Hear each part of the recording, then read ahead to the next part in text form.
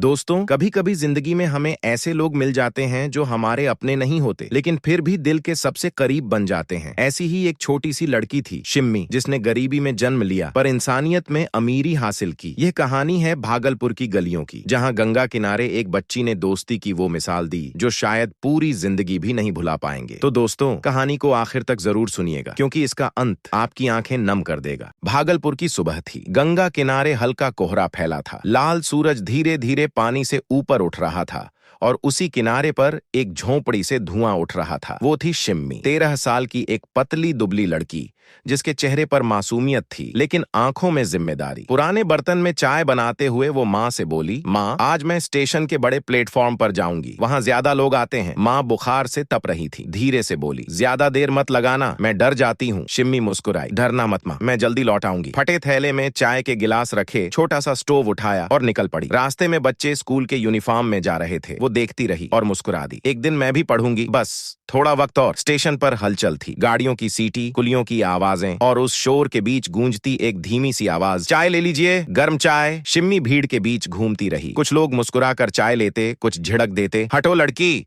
रास्ता मत रोको। वो कुछ नहीं कहती, बस चुपचाप आगे बढ़ जाती। तभी प्लेटफॉर्म नंबर 2 के कोने में उसने एक लड़का देखा, साफ कपड़े पर आंखों में डर। शिम्मी बोली, भैया चाय लेंगे? लड़का बोला, नहीं, पैसे नहीं है। शिम्मी हंसी, कोई बात नहीं, मुस्कान के बदले चाय फ्री है। लड़का चौंका, तू मजाक कर रही है? नहीं, सच में, कभी कभी किसी अजनबी की चाय ही दोस्ती की शुरुआत होती है। वो लड़का मुस्कुराया। नाम था राघव, दिल्ली का रहने वाला, घर से भाग आया था, पापा से झगड़ा हुआ था और बिना सोचे भागलपुर की ट्रेन पकड़ ली। शिम्मी बोली, घर छोड़ने से कुछ नहीं होता, माँ कहती हैं दर्द बांट दो तो हल्का हो जाता है। राघव ने पहली बार किसी अनजान से इतना अपनापन महसूस किया। अब रोज दोपहर में राघव आता, शिम्मी के पास बैठता, उसके साथ चाय बेचने में मदद करता। वो पैसे गिनती, देखो आज पूरे 62 रुपए हुए। राघव हंसता, चलो अब तेरी दुकान का नाम रखते हैं शिम्मी टी हाउस। धीरे धीरे दोनों की हंसी उस भीड़ भाड़ में गूंजने लगी। शिम्मी उसे अपनी माँ के बारे में बताती, वो बहुत बीमार है, मैं बस चाहती हूँ कि एक दिन उनका इलाज करा सकूं और फिर स्कूल जाऊं। राघव उसे मोटिवेट करता, तू बहुत बहादुर है, जब मैं दिल्ली लौटूंगा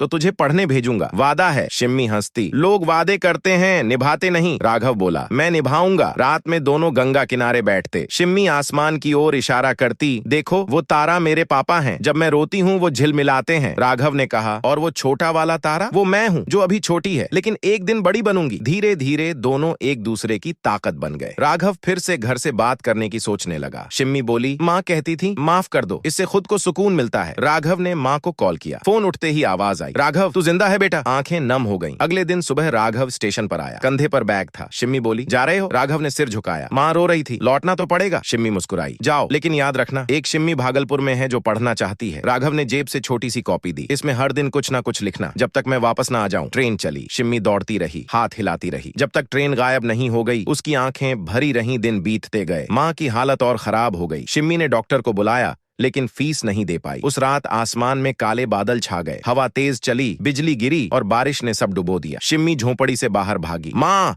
बाहर निकलो, पर गंगा का पानी सब बहा ले गया। उसकी चीख रात में गूंजती रही, माँ। अगली सुबह पुलिस ने उसे बेहोश पाया, झोंपड़ी, सामान सब चला गया था। माँ कहीं नहीं मिली। करीब 1 महीना बीत गया। शिम्मी अब स्टेशन पर नहीं दिखती थी। लोगों ने कहा शायद वो गंगा में बह गई। लेकिन एक दिन दिल्ली से एक लड़का भागलपुर उतरा। हाथ में एक बैग था जिसमें कपड़े नहीं, कॉपी, पेंसिल और एक चौक बोर्ड। वो था राघव। उसने स्टेशन के पास एक पुराना कोना साफ किया और बोर्ड लगाया, शिम्मी टीचर क्लास, मुफ्त पढ़ाई सबके लिए। किसी ने पूछा, ये नाम क्यों? राघव बोला, क्योंकि जिसने मुझे इंसानियत सिखाई वो अब सिर्फ एक नाम नहीं, एक मिसाल है। हर सुबह वो गंगा किनारे बच्चों को पढ़ाता, ठंडी हवा में कॉपियां उड़ती और वो मुस्कुराकर कहता, रुको, शिम्मी नाराज हो जाएगी अगर तुम गलत लिखे। धीरे धीरे वहां बच्चे जुटने लगे। लोग उसे पागल कहते, लेकिन उसका जवाब एक ही था, जिसने मुझे जीना सिखाया, मैं उसका सपना अधूरा नहीं छोड़ूंगा। भागलपुर के लोग अब उस जगह को शिम्मी घाट कहते हैं, जहां कभी एक छोटी सी लड़की चाय बेचकर सपने देखती थी, अब वहां बच्चे हंसी और उम्मीद लिखते हैं। दोस्तों,